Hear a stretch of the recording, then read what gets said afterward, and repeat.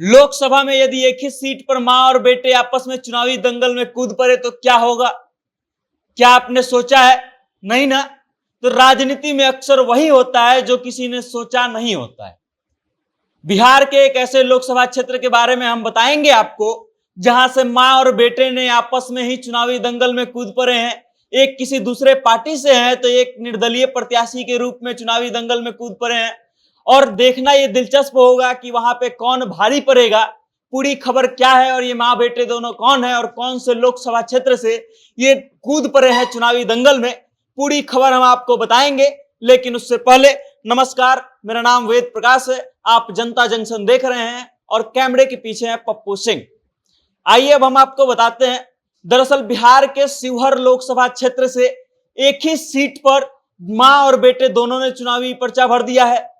माता जी का नाम है लवली आनंद। जी हां, आप बिल्कुल सही सुन रहे हैं। आनंद मोहन की पत्नी लवली आनंद जनता दल यूनाइटेड के टिकट पर शिवहर से कैंडिडेट हैं और वहीं से आनंद मोहन के छोटे बेटे अंशुमन आनंद ने निर्दलीय प्रत्याशी के रूप में अपना नामांकन का पर्चा दाखिल कर दिया है।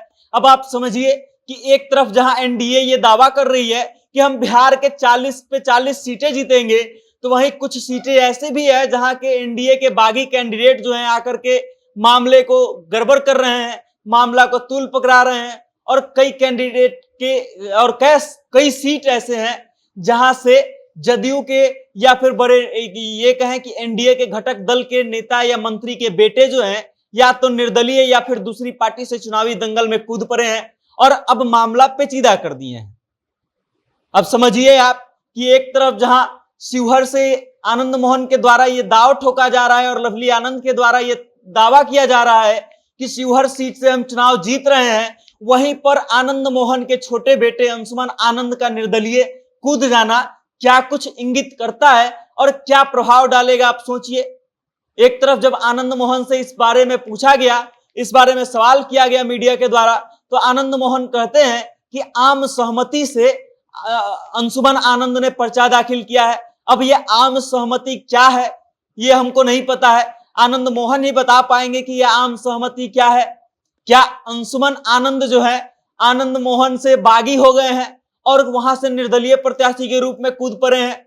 अब कयास यह भी लगाया जा रहा है कि हो सकता है कि लवली आनंद के नामांकन पत्र में कुछ गड़बड़ी हो गई हो, जिस कारण यह लग रहा हो कि लवली आनंद का नामांकन खारिज हो सकता है और इस कारण से उनकी उम्मीदवारी बची रहे, इसलिए अंशुमन आनंद के नाम का नामांकन करवा दिया गया है।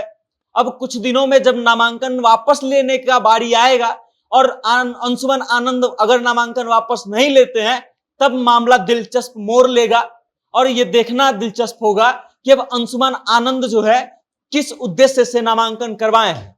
क्या वो अपना नामांकन वापस ले लेंगे? क्या वो सिर्फ लवली आनंद के बैकअप के रूप में नामांकन करवाए हैं या फिर माजरा कुछ और है? ये तो अब नामांकन वापस लेने के बाद ही पता चलेगा। लेकिन आप सोचिए कि एक तरफ से शिवहर में लवली आनंद जो है जनता दल यूनाइटेड की कैंडिडेट हैं और वहीं उनका मुकाबला जो है ऋतु जायसवाल से होने वाला है जो आरजेडी की कैंडिडेट हैं। अब तक दोनों ही पार्टियां दावा करते आ रही है कि हम चुनाव जीत रहे हैं। लवली आनंद ने तो अलग ही रूप रखा है अपना, वो आरजेडी छोड़ करके जदयू में शामिल हुई हैं और जदयू ने उनको लोकसभा कैंडिडेट बना दिया है। और अब ये देखना दिलचस्प होगा कि कौन जीतता है, शिवहर किस पे भरोसा जताता है। बाकी जो खबर थी वो यही थी कि अंशुमन आनंद ने अपनी मां के खिलाफ नामांकन करवा लिए हैं निर्दलीय प्रत्याशी के रूप में। अब आगे क्या होता है, इस पर क्या अपडेट आता है, हम आपको पूरी खबर विस्तार से बताएंगे। तब तक के लिए देखते रहिए जनता जंक्शन और बने रहिए हमारे साथ। बहुत बहुत धन्यवाद।